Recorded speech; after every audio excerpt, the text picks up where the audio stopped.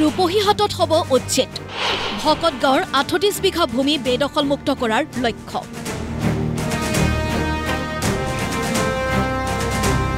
শতাধিক পৰিয়াললৈ উচ্ছেদৰ জাননী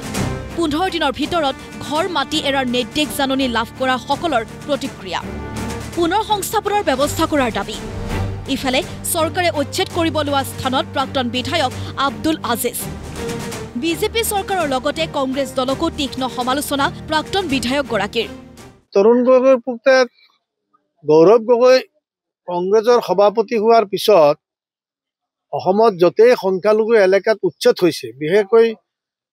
বংগীয় মূলৰ মুছলমান বেংগলী স্পিকিং মুছলমানৰ যতেই উচ্ছেদ হৈছে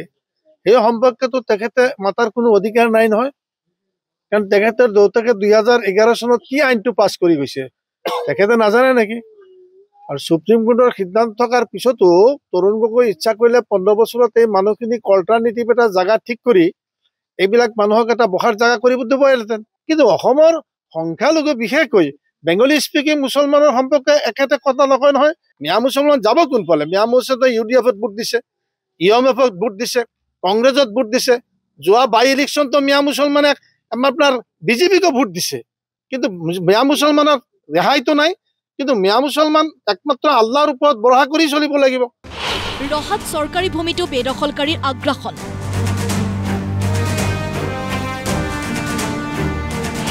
জনৈক হুকমনি বৰদলৈ নামৰ এজনে চৰকাৰী ভূমি দখল কৰাৰ অভিযোগ ভাৰতীয় মানুহ আনি প্ৰায় ১৫০ বিঘা ভূমি বেদখলৰ অভিযোগ নামৰঙা গঢ়া কিসামৰ অঞ্চলটোত আছিল বহু গছ-গছনি আশ্ৰয় লৈছিল হাতী আৰু বন্যপ্ৰাণীয়ে কিন্তু গছ কাটি তহিলং কৰি তাত বুলডোজাৰৰ হাতুৰা বৰদলৈ নেতৃত্বত পুখুৰী খন্দাৰ প্ৰতিযোগিতা চলাৰো এক অভিযোগ লগতে স্থানীয় লোকে পশুধন চৰাব নিলেও দাবী ধমকি দিয়াৰ অভিযোগ তদুপৰি আন বহু সন্দেহজনক বেদখলকাৰীয়ে চৰকাৰী ভূমি দখল কৰাৰ অভিযোগ নাম লগা এলেকা তেওঁ হুকমনি বৰদলৈ কি হয় নাজানো তেখেতে এইবিলাক গছ গছনি JCB লগাই খান্দিছে আৰু লগতে ধৰক ইয়াত পুখুৰী বনাবলৈ এইটো এটা গেজিং ৰিজাৰ্ভ হয় আমি নিজে মোৰ এতিয়া বৰ্তমান 52 বছৰ বয়স মই 52 বছৰৰ সৰুৰ পৰাই গৰুৰ লগত লালি পালি আছো আৰু গৰু বৰ্তমান মোৰ এতিয়া ২৬টা মান আছে মই নিজে এতিয়া গৰু চৰাই আছো কিন্তু তেওঁলোকে যি খেতি কৰিছে খেতিখিনি ৰক্ষণাবেক্ষণ ভালকে নিদিয়ে আৰু গৰুবিলাক মাৰ ধৰ কৰে ফমতি মাৰে দা দি কাটিছে আৰু আমাৰ মানে বন্য হস্তি বাবুসকল আহি ইয়াত জিৰণি লৈ পেলাই আজি ২-৫ বছৰৰ পৰা আগন্তুক আমাৰ এই অঞ্চলত বিয়পি গৈছে আৰু তেওঁলোকে আহি থাকিব পৰা তেওঁলোকে খাদ্য হিন্দল গছ গৰু আহাৰ এইবিলাকত উঘলি বিঘলি নষ্ট কৰিছে বিনষ্ট কৰিছে ঢিঙত আন এক ভয়ংকৰ ঘটনা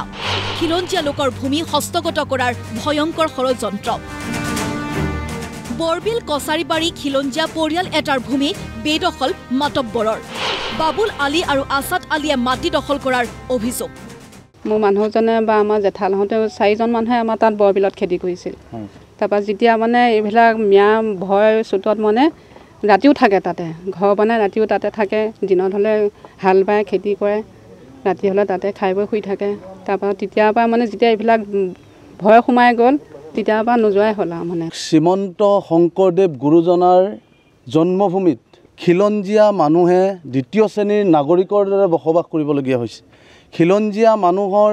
নাজল নাথল অৱস্থা হৈছে অতি পৰিতাপৰ বিষয় এইখন অসম নে এইখন বাংলাদেশ এই কথাটো কিন্তু ভবাই তুলিছে আমাৰ ইয়াতে কুদ্দুছ আলী নামৰ এজন ব্যক্তি তেতিয়াই তেওঁৰ দুজনকৈ আমাৰ খিলঞ্জীয়া মানুহক কাটি নদীত পেলাই দিছিল তেওঁ নাতিয়ে তেখেত এতিয়া জিলা পৰিষদৰ তেখেত সদস্য বুলি কৈছে কি তেখেতৰ নাম বাবুল আলী এই বাবুল আলীৰ নেতৃত্বতে গোটেই যিটো নেক্সাছ চলি আছে গোটেই বেদখলকাৰীৰ যিসকল দপদপাই আছে এইসকলক নিষেধ কৰিবই লাগিব অসম চৰকাৰৰ মুখ্যমন্ত্ৰী ডাঙৰীয়াক আমি ক'ব বিচাৰিছোঁ যদিহে আপোনাৰ গাত খিলঞ্জীয়াৰ তেজ আছে অতি শীঘ্ৰে এইসকল বেদখলকাৰী যিসকলে আমাৰ খিলঞ্জীয়া মানুহৰ ভূমি অধিকাৰ কৰি ৰাখিছে এই ভূমিসমূহ শীঘ্ৰে উচ্ছেদ কৰক